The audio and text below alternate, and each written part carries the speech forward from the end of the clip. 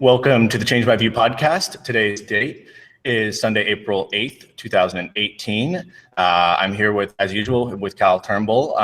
And today we have an OP guest who has volunteered to come on board and talk about a post they did this week. So now this post submitted 10 days ago from user, I'm going to try and pronounce it, Core03D. You can correct me, Edward, in a moment. But yeah, so they are here joining us. And if you wouldn't mind, Edward, just reading the title of your post. Okay.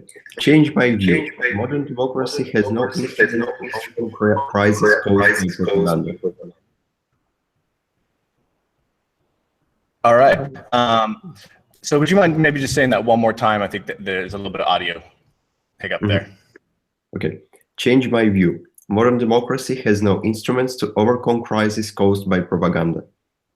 Great. Okay. So yeah, that came much clearer that time. Thank you. So Edward, your post, it's got 1,081 upvotes and a ton of comments, 194 comments. So if you wouldn't mind me asking, was there anything you observed happening in the world, or might have happened more locally to you, or to you personally, that or all three that might have led you to get to a point where you wanted to post this and get some opinions back?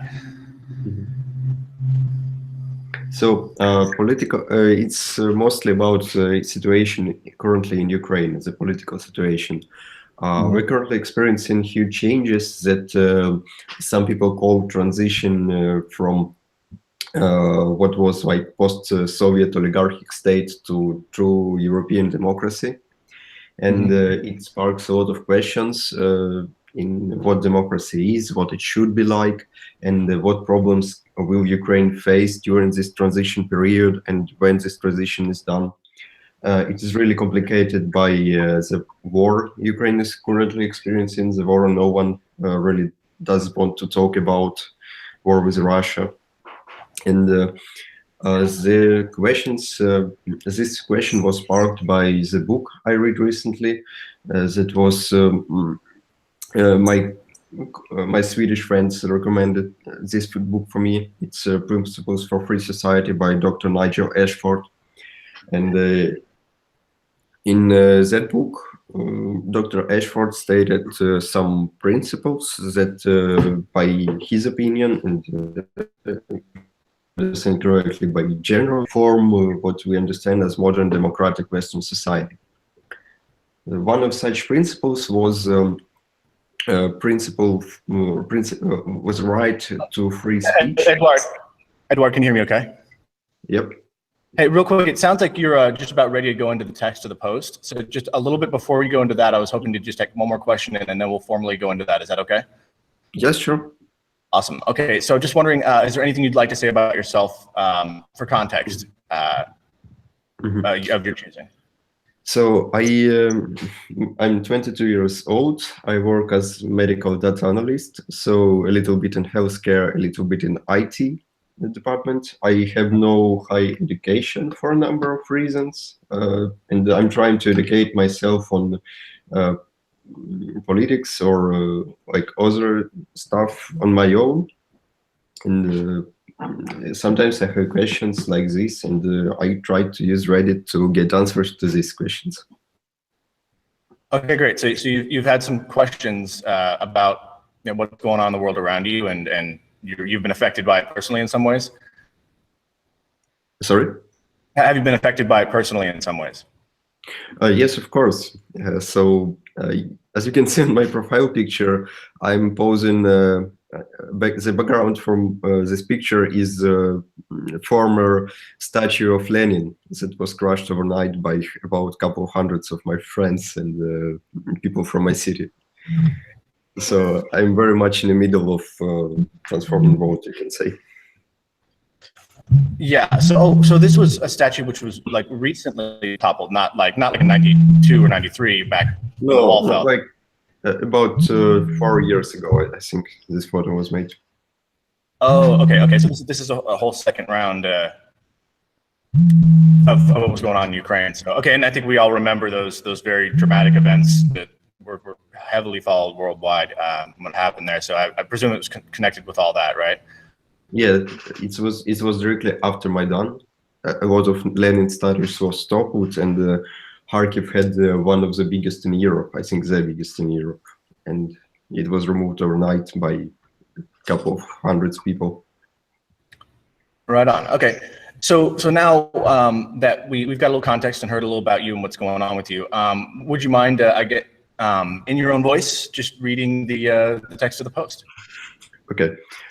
In his book, Principles for a Free Society, Dr. Nigel Ashford states that basic right for free speech is imperative for existence of institutions that together form what we understand as modern Western democracy or free society.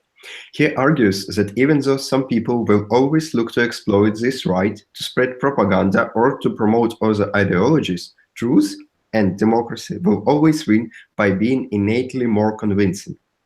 However, over the last 100 years, especially with widespread of accessible internet, propaganda and fake news are easier, cheaper to produce, since real journalism takes more effort and spreads faster, as it can employ sensationalism, can appeal to emotions, and can be shaped to abuse social media algorithms, etc. Okay. So Edward, just for the listening audience who won't be able to look at it at the same time, I just want to make the clarification that first paragraph was the professor's more optimistic view, and the second paragraph you just described, that's your view, right? Yes, sure. Cool. All right, keep going, please. Okay. So the problem is already here with modern Western free world, and modern Western free world did not come with an answer in time. That is an answer to propaganda and the whole concept of fake news and post-truth. This will lead to huge shifts in our understanding of what society should be and how it should function, and no changes we can expect will come for better. Help me change my view. Okay, now you've got an edit here, but we can get to that later on. That might address some of your clarifications and potential changes of view. So do you think would it make sense chronologically to talk about more of your discussions before going into the edit, or would you like to go into the edit part right now? I think edit is quite important because many of the people. Okay, I'll talk about it. So many of the people suggested the free state-based and state-guaranteed education as the ultimate solution to propaganda and fake news problem, because educated people are, of course, supposed to be smarter. They have critical thinking, so they should not fall victims to fake news, right? But in my edit, I made counterpoints that while basic levels of education and critical thinking can work against the most blatant forms of propaganda, there are some like counterpoints. First, state itself. Just a second. State can and will provide opportunities for educations. In some cases, Ukraine included, it can even be completely free state-funded education. But no state in the world can force people to educate themselves if they choose not to. Besides, as soon as any form of obligation gets introduced to education system, the education system itself can be used to be turned into a propaganda machine. That happened during Soviet time, when education was made in our land more or less mandatory, and it quickly became one of many Soviet tools to influence people from the very young age. Second counterpoint to education as the ultimate solution to propaganda is that no level of education can possibly make person completely free of judgment, free of some emotional. I don't know English too well. Sorry. So no level of education can make person immune to propaganda or completely able to check every single fake news article. And the methodology for propaganda and for fake news, it gets better and better with time. And Ukraine we are neighboring state to Russia, and we can experience it firsthand, and we actually do. And lastly, just having education has can guarantee that person will also have critical thinking, and how it is possible, more or less, to guarantee the quality of education person is undergoing. There is no feasible way to measure critical thinking, and no way to guarantee that person during their education process gets infused with critical thinking. Ukraine has one of the highest rates in the world for young people to get higher education, but quality of this education is lacking, despite a huge number of state exams that everyone should pass, and most people pass. But that does not reflect upon the real quality of the education and how it is usable, especially in forming critical thinking in person. Okay, great. So now we don't have any of the OPs in just yet, but I thought it might help by clarifying a couple of your points here. Now, you had said in that last comment that there's basically no way to assess having education, like there's no way to assess the quality of education or someone's level of critical thinking. What leads you to that claim there? So it's more or less possible to assess level of education. I mean, as if what person has learned and what skills they have, or what facts they remember that may be useful in their field of work. But about critical thinking, it's just I can't imagine how it is possible to widely test people for critical thinking and to get meaningful results. So standardized tests like in the US, the ACT or the SAT, I mean, do incorporate a lot of elements of that, but you don't think there's really like a one big umbrella test of some kind that's just for that, that's of a quality that you think is useful? No, I think to assess people's ability to critically claim any information they receive, this test would require very high level of interactivity. And I don't think that it would be ever feasible, at least in observable future, to these tests widely. Okay, and so I'm just trying to imagine sort of what people might be saying here, but let's skip ahead into the comments a little bit here and just see what. Cal, are you there? I just want to make sure we don't get redundant on any of these. Yeah, I'm here. So the commenter that we're currently speaking to, we're trying to get on right this second, is username tehbored, so which was given a delta. So we'll skip that for just now. Perhaps we could talk about a comment you received from username PM me your banjo, who was talking about a concept called defensive democracy, which they say is not widespread among democratic countries, but it is used. For example, the Israeli Supreme Court outlawed an extreme right-wing party in 1988, citing racism as the reason. So what did you think of this? Did this address any of your arguments at all? I see you responded. Yeah, I actually responded to that comment. The very fact that okay, so this concept works to an extent, in my opinion, to a very short extent, since it the laws that limit free speech in a way, the PM Banjo proposed, these laws are very limited to certain ideologies. That means that, as an example, in Germany, it is indeed forbidden to use swastikas or other symbolics of NSPD, but it does not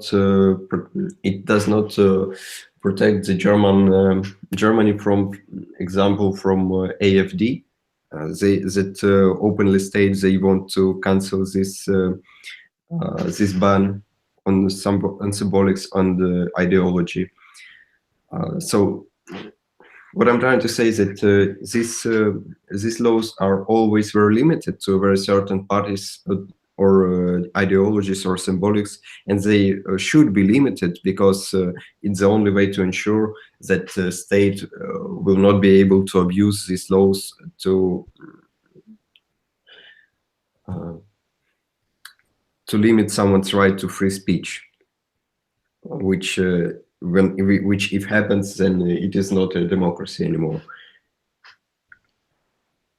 And so the cure becomes worse than the disease in that sense, is what you're saying? Yeah. Yes, that's what I'm saying. Cool. Okay. So going down the PM or banjo comments, then, would you say that I don't see a delta from you to PM or banjo? Is that right?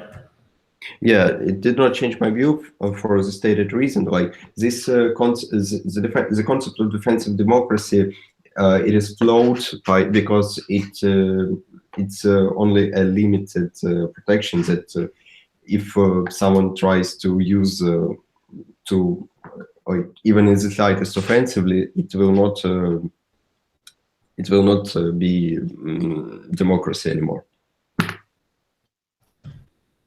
Cool. So now further down, I do see here that you gave a delta, and so what I was thinking is I just might read the comment that led into this. So, and this is coming off the same thread, but it's a different user named AZenowWhat, AZenowWhat, and this is further down the same topic. So this is in response to your comment here, where you're saying that Germany, in your example, could not form government for half a year because populist alt-right party did shockingly well last election, but had ideology so destructive they could not form a coalition with any other party. So he responds, this is AZenowWhat talking now. He says, right, so what achieves the aim? Yes, I'm certainly happier with that balance than with the Israeli example linked earlier. Going without a government for months is preferable to restrictions on speech, and I suspect more effective. The extremists are simply shunned rather than suffer anything they can spin as quote unquote persecution, parentheses, such as being banned on the grounds of racism, which is a murky area to define the law. So in your following comment to that, then you do give a delta. I was hoping you could read that in your own voice. Yeah.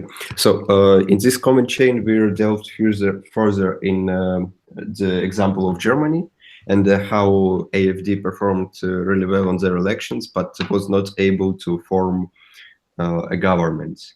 So governments, after a really long period of coalition forming, it went to Merkel and the classic German parties of CSU and SPD.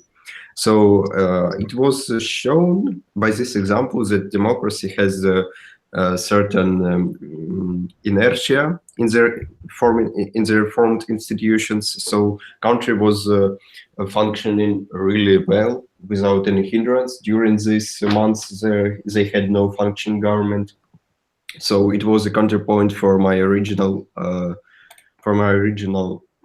post, even though it did not imply the concept of defensive democracy. It was another tool that democracy employed to stay protected from propaganda-induced negative effects. So more of a clarification, but not really a change on your core topic here. Well, as my topic stated, there are no tools that democracy can use. The inertia of institutions, of already formed institutions, was shown to be a decent tool that worked at least in this one case. So that's why I gave a delta. Gotcha. Okay. So on the larger question, there's something about your post that I wanted to sort of make perhaps a clarification on. And in that you're claiming that that we have no instruments to fight back against this. Are you really holding that absolute, or are you just saying that what instruments we do have are just negligible or ineffective? Like you're not saying there's like absolutely zero in that category. You're just saying it's a wanting, or you're saying there really is zero. No. So I think if I had to paraphrase it more correctly, I'd say that we have no tools that will work in long run. So I gave a delta because I worded this post poorly, and the response was technically proving my point wrong. So I gave a delta. But in the long run, I think yeah, that's no present tools. At least I thought at the beginning that no present tools could preserve democracy in ever-growing threat of propaganda. And yeah. Gotcha. Okay. And so in looking at this, like technology's changed so much in the last 15 years, right? And what we have now versus 15 years ago, a lot of it was as yet unimagined or difficult to imagine. Do you think it might just be a problem of the right idea hasn't been imagined yet, that it could be reachable if someone designed the right system, but or do you think it's in principle like breaking the speed of light, just nothing that can ever be overcome? So I've actually hoped somebody would raise this question in post. I've thought about it a couple of times, that we can use, for example, machine learning to automatically filter fake news from media, and since it will be done automatically and without any possibility from external influence, it could be called fair and not really a violation of human right to to free speech if something was to be banned. But in the current state of which machine learning exists, it's a quickly growing branch of technology, yes, but it's still hard to make predictions if it will be employable in near future in, for example, politics or media filtering. And as one of my friends said that if we would give every human functions that currently possible to computers, we would live the next 5 to 7 years in near paradise. But then we would all be killed by Skynet or something.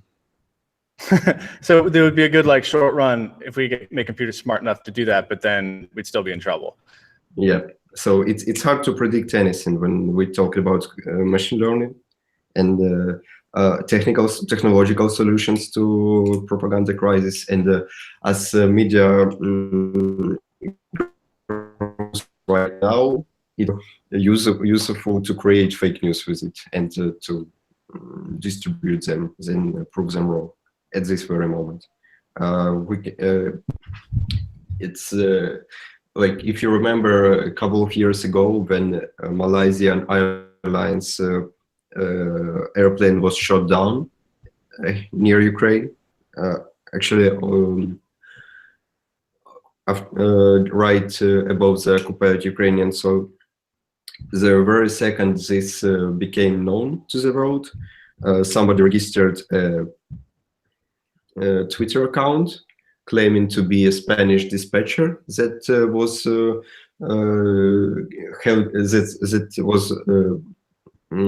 quotes observing this this airplane, and this Twitter account then posted that this airplane was shot down by Ukrainian soldiers. This Twitter account was later proven to be fake, but Russia already had this fake account as a leverage to push their own theories, and for every advancement Ukrainian or international investigators made, Russia published 10 new fake news that were that people had to take time to disprove in their investigation. So it was effectively hindering justice. Okay, so now we are joined by username, how is that pronounced? Tehbored. Tehbored. All right, and this is one of the top responding comments to which OP did deliver a delta. So if you wouldn't mind, just go ahead and maybe tell us a little something about yourself first, and then we'll, when you're ready, you can just go on and read the comment. Yeah, I mean, something about myself. I mean, I've been interested in this subject, I guess, for like now about a year and a half. I've like found out about sortition, and I've actually kind of my friends kind of almost like I almost like talk about it a little too much sometimes. Just with my friends, it's kind of become a little bit of a running joke. It's like one of a few like niche political subjects that I tend to talk a lot about. I know the feeling. But yeah, so that's kind of so like every time I see on Reddit an opportunity to discuss it, I jump at the chance. So this thread was, of course, and I came into this thread, saw no deltas yet, and I was like, oh boy, this is yeah. So I mean, you want to know about me personally, like I don't know. Well, I think you've gotten so far. If you want, might be a good transfer here just to go ahead and read your post if that's cool with you. Yeah. Okay. So in response to the post about how modern democracy needs instruments to overcome propaganda, I said, I think there is a tool that we could use, though modern democracies have not yet adopted it to a significant degree. I am talking about sortition, the selection of representatives by random sampling. Contrary to popular belief, ancient Athenian democracy was conducted primarily not through voting, but through sortition. The Athenians understood that elections were inherently favorable to oligarchy. The public is easy to mislead because each individual person spends only a small amount of mental energy on political questions. People have their own jobs and lives. They can't be expected to research every issue carefully. In modern times, the only major use of sortition was in the 2012 Irish Constitutional Convention, where 40% of the delegates were selected at random. Canada and Denmark, I'm actually not sure about the Denmark claim. Canada, I confirmed.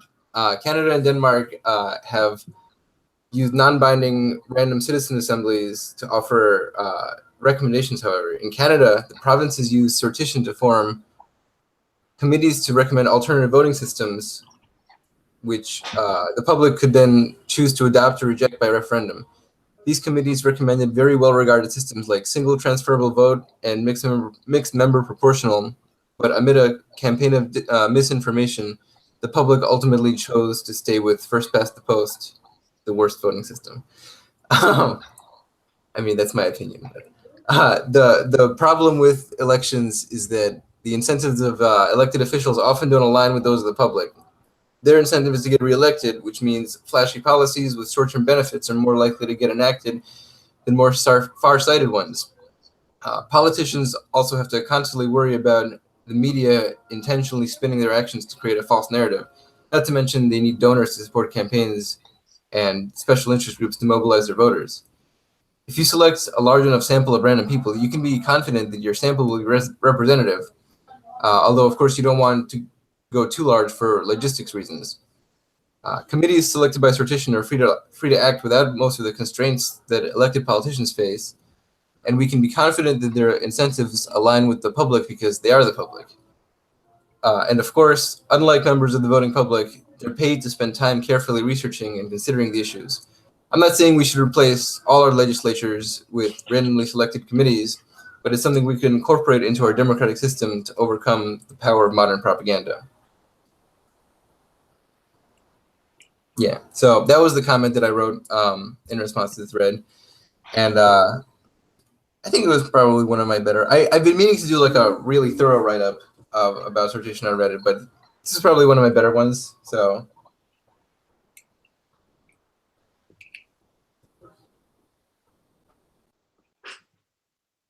Cool. So I think we maybe lost Michael there, but OP, did you have some thoughts on this comment? Yeah. So I actually fully agree with this comment, at least in some part. Okay, it sounded wrong, right? Right. Fully agree in some part. Okay.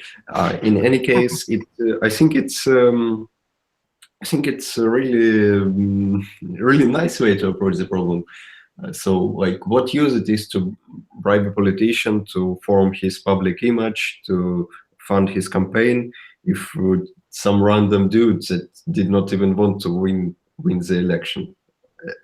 Well, it is a really extreme example. It's not how sortition was used and should be used. But it's my point is, if some decision, if some huge decision is made through sortition, it is little use to employ propaganda to stop it. I mean, you still can influence a huge amount of people in the hopes that people you wanted to, the people who share your opinion with propaganda get in the bunch, but it's never guaranteed. So it is not what we understand as modern democracy, and it's going back to it will more certainly change what modern democracy looks like if this concept would be employed more widely, more oftenly. But it is an instrument. It is attributed to modern democracy, and it can combat propaganda in a way. Great. So a fresh idea you hadn't encountered before, and that gave you to some degree a new perspective. So that's always a great example of best practices, OP behavior. Like you saw something, you gave the delta, you were very on top of it. So that's always a big appreciated. But would you say still that this is still not a core change for you, but rather like an interesting new idea, and changes a small part of things, but not the whole? Mm-hmm. So first of all, because sortition is very much different from popular vote, the normal popular vote, it's the wide employment of sortition in the way our society, our government, our state makes decisions. It would most definitely change what we understand as democracy. And that was one of the core points in my post, that the democracy, as we got used to it, is about to change. Well, I made a point that the change will not be for the better. Well, maybe sortition possibly will be a change for the better, but I don't really know what to expect from this. Yeah, it is a little outside the standard, huh? Very much. Yeah, I agree. With OP, I mean, it would be a rather dramatic change to our democratic system. And yeah, I mean, it's a niche thing. It's only been used a couple times. It's so yeah, I would agree with your assessment of that. Great. Okay, so you've described some base institutional things, and we went over some of the cultural complexities of how in Germany the sort of the corrective mechanism here was really the infighting itself prevented the far right group from gaining too much power or momentum and forming a government. So a couple of pieces to this that are potentially helpful, but do you think it could be possible to potentially mechanize some of the things that we would teach as critical thinking, like to sort news sources by how the truthiness score is, like how trustworthy they've been in the past when done random sampling checked against historical outcomes and all that. Like, do you think there may be little bits of this that could be mechanized to improve it? I think as soon as we develop a simple mechanism that people can employ on a daily basis to check every news article they come across, or every piece of information they hear in the radio, the very next second this mechanism exists, it will be exploited by fake news makers to make their fake news to appear even more trustworthy by passing these simple checks. So just an endless arms race, kind of like computer hacking and computer security, that sort of thing. Yeah. So I'm currently working as a very quick, I hope, very quick and short example. I'm currently, as part of my social involvement projects, I work with reformation of medicine in Ukraine. We have universal healthcare on papers, but it doesn't work. So I work on making it work as it's supposed to be. So, and many people in medicine who fed off corruption in this department, they currently very much opposed to reformation processes, and they often spread fake information. So, or not entirely fake. Like they claim, for instance, that we want that we people who are trying to reform medicine, we want it to be paid. We don't want it to be free. And they shared a piece of document from Ministry of Healthcare from Ukraine that contained price lists for a lot of surgical operations. And it was actually internal document, and the government did a count check how much each operation costs to the government, not to the people who must pay from their pocket. But this information was sprayed by fake news sites as like, look, that's how Ukrainian citizens will pay in the near future for every surgery. So it was really hard to disprove, because the document was not supposed to be public in the first place. But and information, there were no fake pieces of information in this document, but the way it was presented, it created panic and distrust to reform medicine in Ukraine. I hope I make sense. Yeah, well, it sounds like, at the core here, corruption itself is a big part of the problem. Almost that the misinformation is a symptom of the corruption. Is that a fair assessment? That the misinformation problem results from the deeper problem of the corruption itself. No, so there are always people who are opposed to changes, corruption or not, and they can always imply the concept of free news, the fake news, to protect themselves, their ideas, to stop changes from happening. It's not just about corruption. Okay. And there's a lot of different systems that are used to rank kind of countries by their levels of corruption or stability or open democracy and all that. Are there some countries that you think do a better job in the topic of your post than others that maybe might be using some best practices we could learn from? Mm-hmm. So Ukraine actually right now has some of the best practices of fighting corruption, for the very simple reason we have one of the worst corruption systems in the world, in the sense that corruption in Ukraine has become institution in its own. So it's actually became easier, cheaper, and faster to solve some questions through corruption, through bribery, through personal relations with government officials, than it is through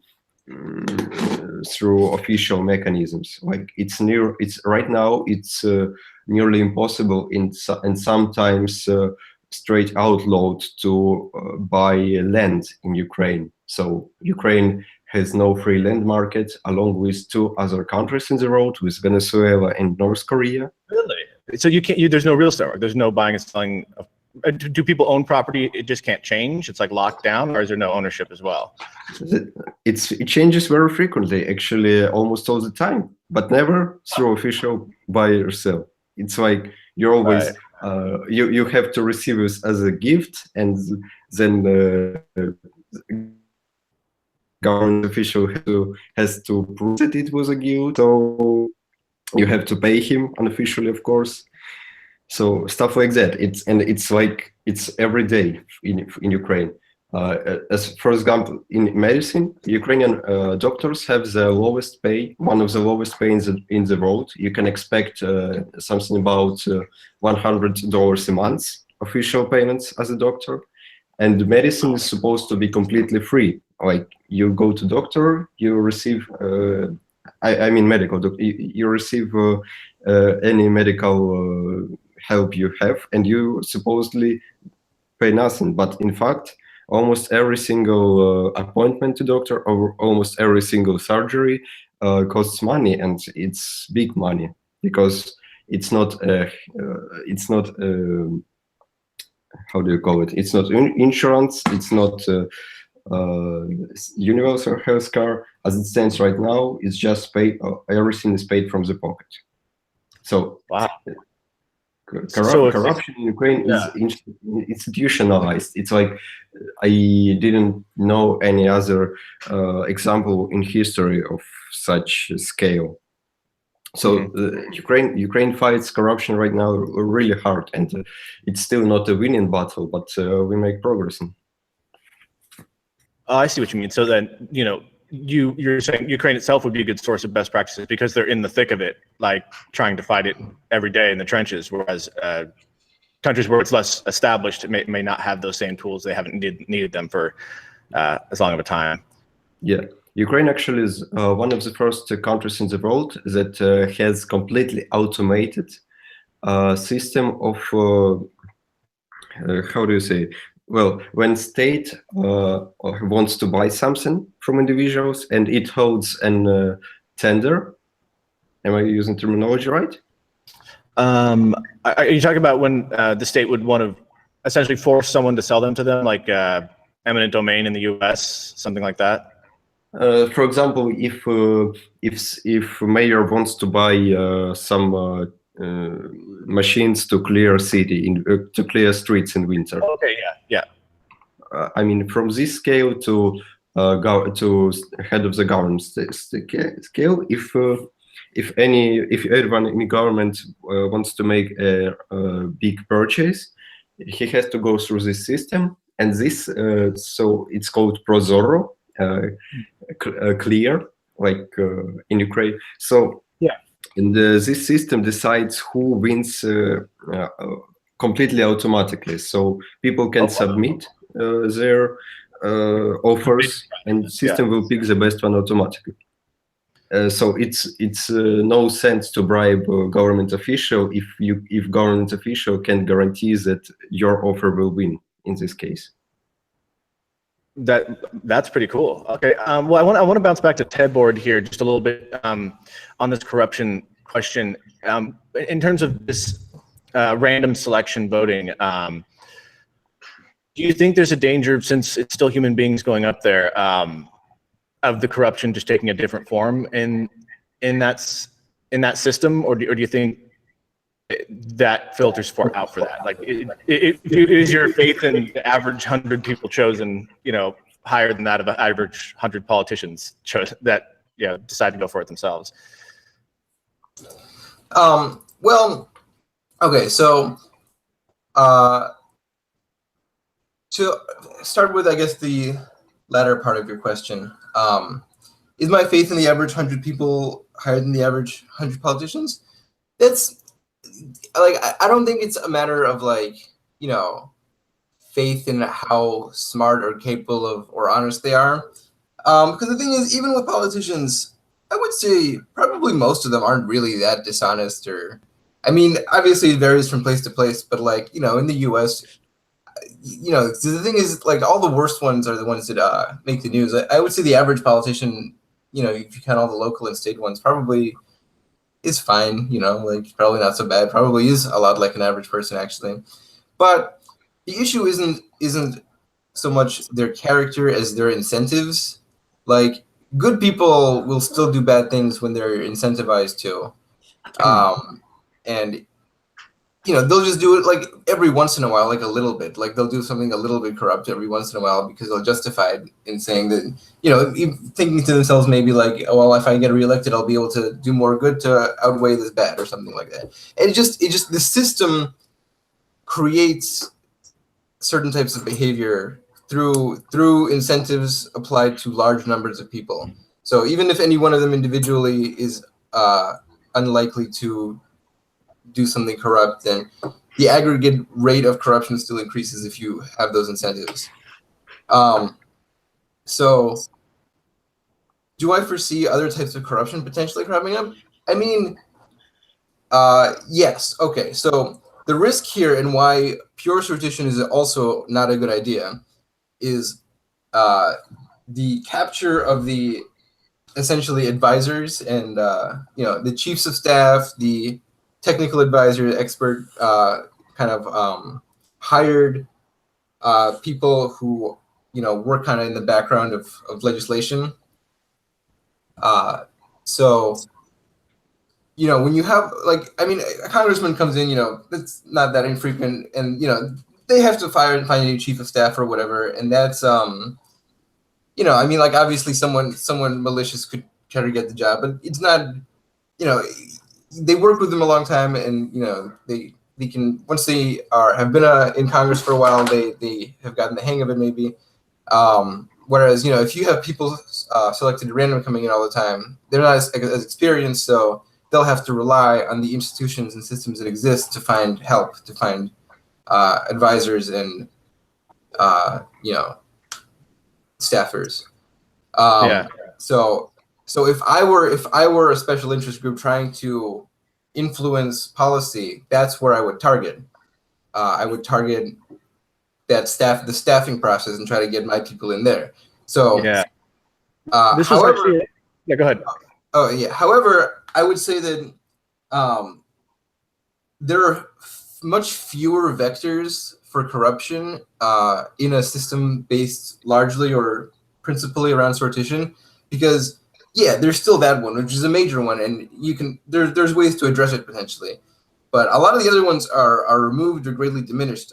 Media influence has a greatly diminished effect, which is kind of the main point of this, but also campaign donations, voting blocks made up by like industries or something like that. All of these, because oftentimes you'll have like a voting block of 10,000 people having huge outsized influence on state elections because they always show up so consistently for one candidate or another that they're like a force to be reckoned with, and that's a danger. So it's not just big corporations or whatever that can capture elections. It's any group that's sufficiently organized can capture elections very effectively. So there's a lot of easy vectors for corruption and capture. Gotcha. Yeah, it reminds me of an issue the state of California had. There was a change some years back where they put term limits on the state legislature, and one of the odd side effects was that a lot of the power centers kind of drifted away from the actual people holding the office to these chiefs of staff, these heads of their offices, and then they would just get passed on one office to the next, and they'd stick around Sacramento, which is our capital. And started getting paid these crazy high salaries. It's like, oh, so that's what the real power is. It's like, so you can make some changes and then the thing comes up on the other side. But no, it's definitely very complicated problems. I just wanted to see if ROP here has anything to say in response to what you said, tehbored. Yeah, I just add before I think also this is one of those things, and one of the things you can do is just have a mixed system. You could have a house that's a combination of random and elected people, or two houses or something. So you can balance out the advantage and disadvantages by having mixed systems. All right. That's kind of a pretty cool idea, actually. But yeah, go ahead. So what I think about how sortition, or what's the ultimate cure to corruption. So if you think about the elected positions in this world, the only one, or at least until very few, are elected permanently. And one of such institutions of free elections that was held since very long time is Papa in Rome. So you have a person that you elect for his entire life, Pope. However, people who are elected Pope, they even though they're elected from the most holy of the holy, supposedly, they are elected in very old age, and they can't have any children. So you guarantee that this person will stay on their post for a really short time, and they have no intention, no incentive to to abuse their power for themselves or their children. So the power really spoils, and there are reasons why people should can't hold the same elected positions more than several times in their lives. So if you see on the most corrupt states, including Ukraine, the corruption grows and it becomes institutionalized, like the problem I described earlier. If you allow people to stick, if you allow people to hold this power for a prolonged period of time, then they can build their own corrupted empires. So if you have sortition, the system of sortition, there are no use bribing politicians elected by sortitions. Okay, you won their affection once, you won their affection twice, but they are no use to you like after their term is gone, because a new random person will be elected in their place, and it's really expensive to keep bribing new person every time. It's like from experience in Ukraine, if you bribe one person once, you can just have them forever. But in sortition, like every time new persons, you have no influence over who gets elected. You have no influence over what their interests will be like, and you have no guarantees that this person will be in any position of power in the next term of elections. There's a YouTuber named CGP Grey, one of my absolute favorites, but does a couple of really great videos on what you're both describing in terms of the first past the post and different systems, and also how corruption can work in certain countries with the family angle on it and all that. And it's anyways, I highly recommend anyone listening. Those are great. Has anyone seen those who's here? Yeah, I love CGP Grey. I mean, he's definitely been an influence on my thinking as well. I mean, there's certain things. Can you send me this a message? I'm definitely checking it out later. Oh, totally. Yeah. It'll be on the show notes. So cool. I'll make sure it's there so you can get that link. Cool. So hey, Cal, I just wanted to check in with you to see if there's anything else on this you want to cover before we sort of lean towards the end here. No, I'm all good. I would just probably ask if there's any comments we missed that were of interest. Other than that, I think we're good. Cool. Well, Edward, is there anything else you want to cover here before we kind of get into our last section? Just a second, I'm listening through the comments. Cool.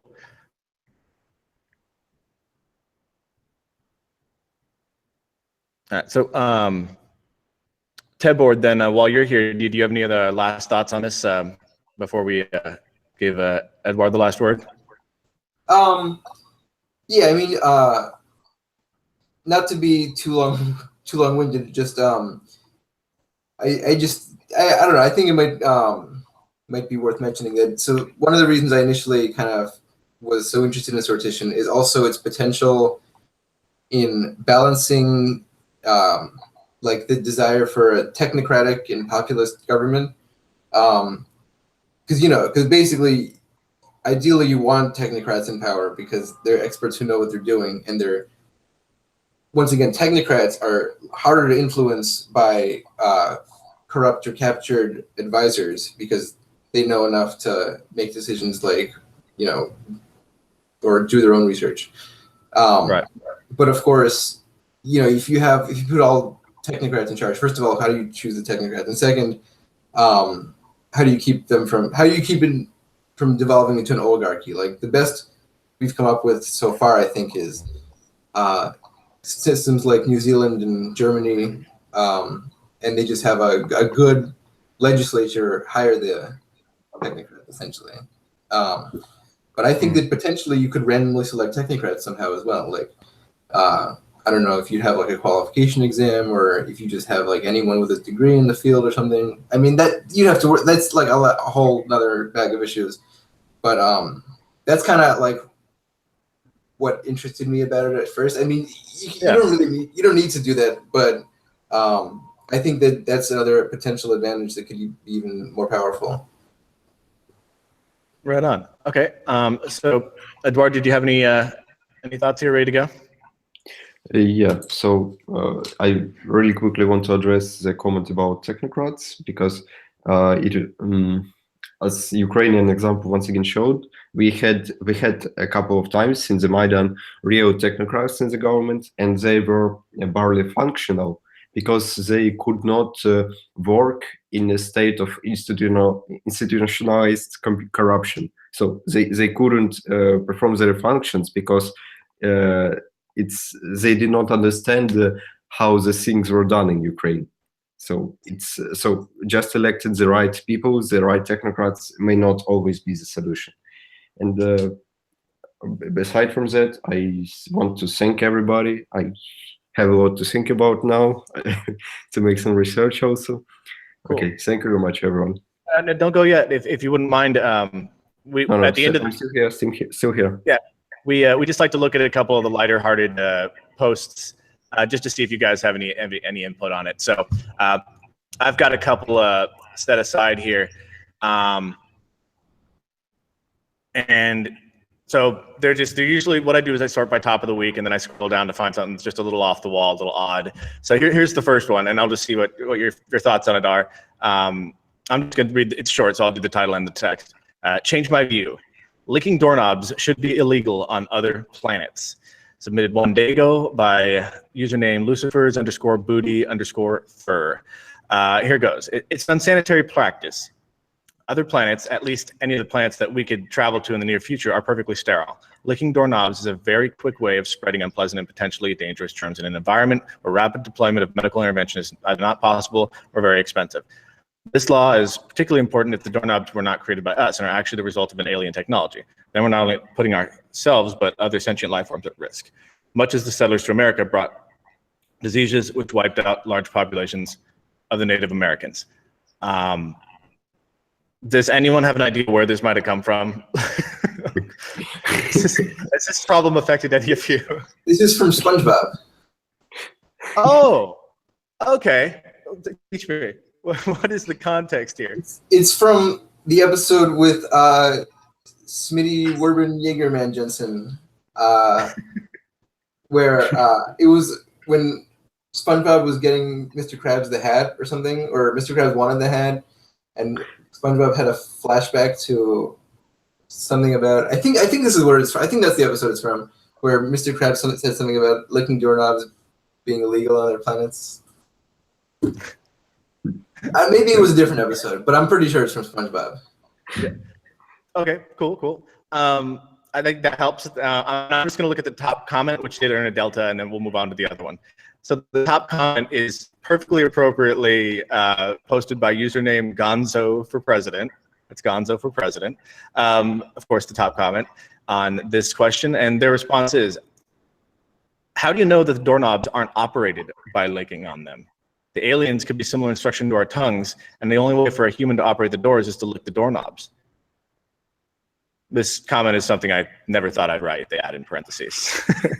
So the OP, Lucifer's Booty Fur, did respond, Delta, interesting. I suppose in that case, there's a chance we'd have to legalize it, or else we'd come up with some protocols about who can use doors, or I'll spend millions designing artificial tongues that can do so. See, this person got up for president. Like, this is like one of those those legendary Microsoft interview questions where it like shows a way you could think that would untangle a problem. Like, Gonzo for president here, like, I like the way they think, you know? Like, what if they're operated by licking on them? Any thoughts on this silliness, Edward? I'm speechless. Well, I hope it's not because you're licking a doorknob. Let's see. Okay, so I'll go to the next one. Change my view. Dr. Frankenstein is guilty of involuntary manslaughter. So what they say here is, note this is based off the original book, not any of the movies. It's a debate I've been having. We may have to edit that for the spoiler. I am just going to skip past that part because of the potential spoiler there.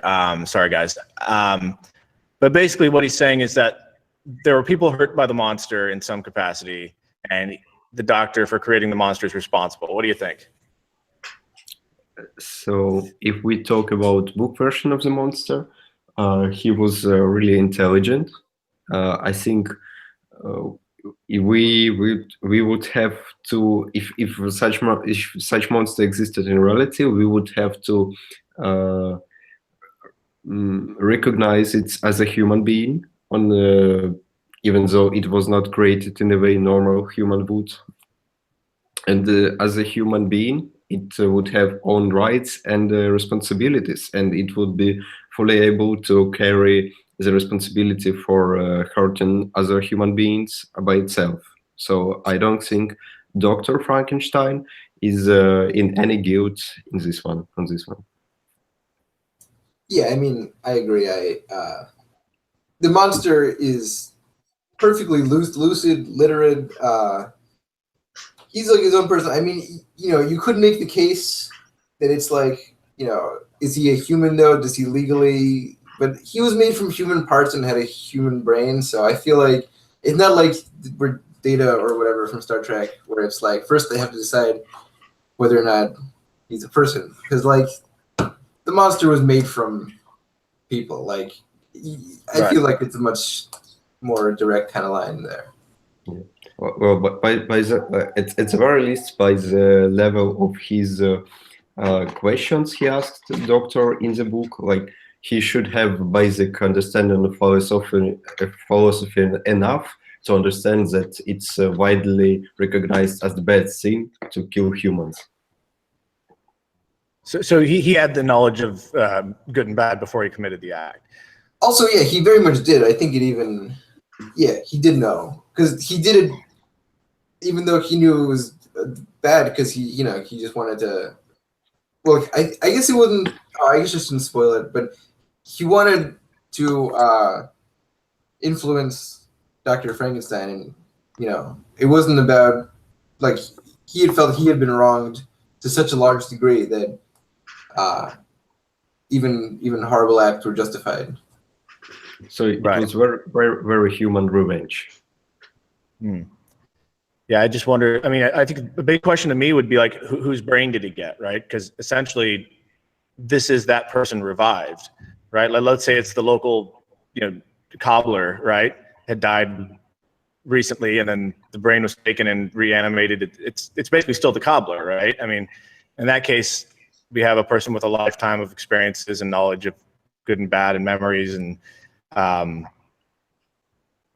so I mean, I guess they'd be culpable, right, for the action, even if the doctor loosed it on the world. It's still its own entity that made that choice. Ultimately, would it launder to that point where the doctor's clean?